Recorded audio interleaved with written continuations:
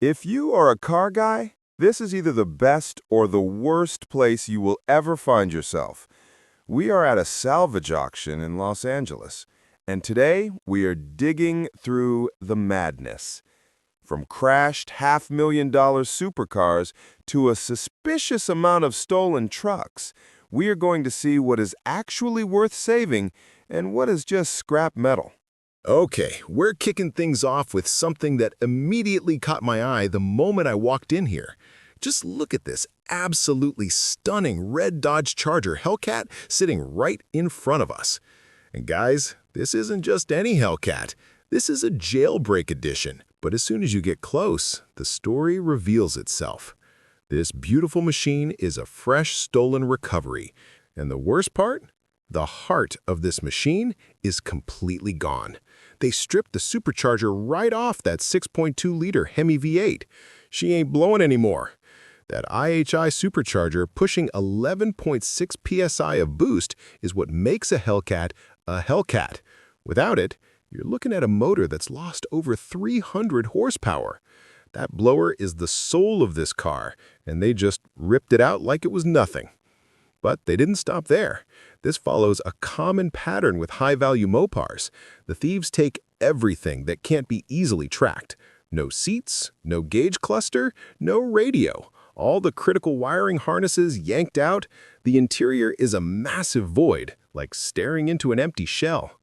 Here's the silver lining, though. The shell itself, absolutely perfect. The paint, completely flawless. The block is still there. And that 6.2 Hemi is a beast even without forced induction. Because this is such a desirable jailbreak edition, it's worth the investment to bring it back to life. I'm not going to sugarcoat it. That repair bill is going to start deep in the 5 figures. But for a car this special, someone out there will see the value.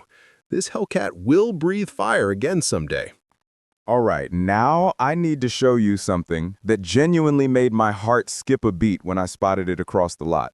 I found something that I have been actively hunting for literal years at this point, and I finally found one.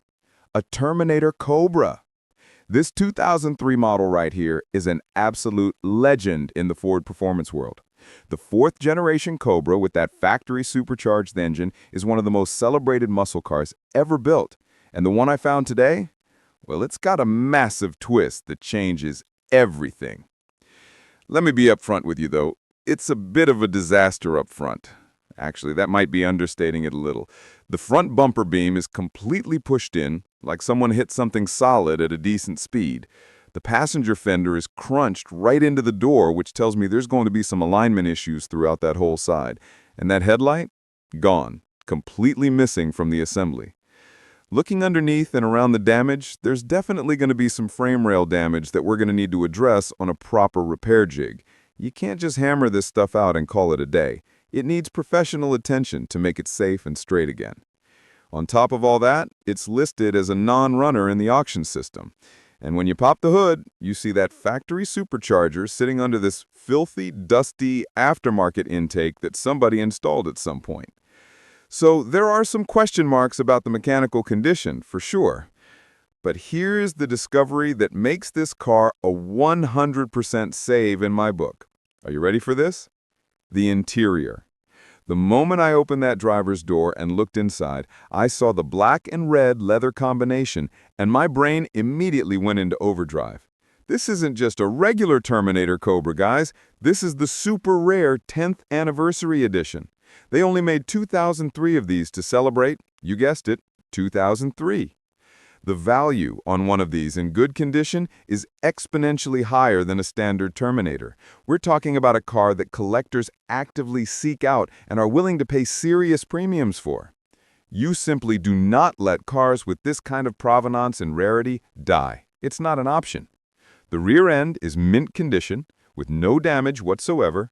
The suspension geometry looks straight when you eyeball it from the back, and even with all that front-end carnage, that factory-eaten supercharger is still sitting pretty under the hood, waiting to scream again. This car needs patience, it needs the right parts sourced from the right places, and it needs a massive restoration effort that's going to take months of dedicated work. But let me tell you something. The finished product? the finished product is going to be priceless. This is the kind of car you keep forever. Okay, now we need to have a serious conversation about the TRX situation happening at these auctions, because it's honestly getting out of control. And if you're planning on buying at auction anywhere in the Los Angeles area, you need to understand this reality. You're buying stolen recovery TRXs. That's just the truth of the matter. These trucks are getting lifted at an insane, non-stop rate throughout Southern California. I'm not exaggerating when I tell you that every single lot I visit is overflowing with them. It's actually becoming a problem for buyers who want legitimate deals. Take this beautiful orange TRX right here as a perfect example. From the outside, walking up to it, you would never in a million years guess that this truck was stolen. The paint is absolutely perfect. The wheels are clean and undamaged. Heck, they even left the wiper fluid in the bed from whoever owned it last. Inside, the spec is beautiful with that matching orange contrast stitching throughout the cabin. The engine looks completely intact when you pop the hood. And here's the crazy part. We actually got it to fire up today, and it sounds healthy as healthy gets. That supercharged V8 is screaming like it just rolled off the showroom floor. There's nothing wrong with this truck mechanically from what we can tell. So what's the problem then? The issue is the market itself. Because absolutely everyone at these auctions knows that stolen recovery TRXs are relatively easy fixes most of the time. They end up selling for nearly retail prices, even with a salvage title branded on the paperwork, even with a documented theft history that follows the vehicle forever. We also spotted a bright yellow TRX earlier today and a rare Lunar Edition TRX on the same lot. Seeing 3 of them in one day just proves that the demand for these trucks, whether they're stripped or recovered or whatever condition they're in, is absolutely massive right now. It really just confirms what I've been telling people for months. Finding a genuine deal on a stolen recovery TRX is practically impossible in this current market. The prices have caught up to the demand, and unless something changes with theft rates or market conditions, it's going to stay that way. All right, we have to jump into the supercar section now because honestly, the damage on some of these machines is beyond belief. Like, I've seen a lot of wrecked cars in my time doing this, but some of these stop me in my tracks. You might have actually seen the story about this one floating around on the internet already. This right here is a Porsche GT3 RS that meant a truly disastrous end. It rolled off an embankment somewhere in the canyons during what I can only assume was a spirited drive that went horribly wrong. But here's the thing that really gets me. The crash damage itself is only half the story with this car. Once the location and pictures got posted online and people figured out where the wreck was sitting, the vultures descended on it. And I mean that quite literally. People came out of nowhere and stripped this thing completely blind before it even got towed to the auction. We're talking about the carbon fiber hood, which is worth thousands by itself. The rare carbon bucket seats that Porsche charges an absolute fortune for. The expensive ceramic composite brake rotors that cost more than some people's entire cars. All the headlight assemblies, gone.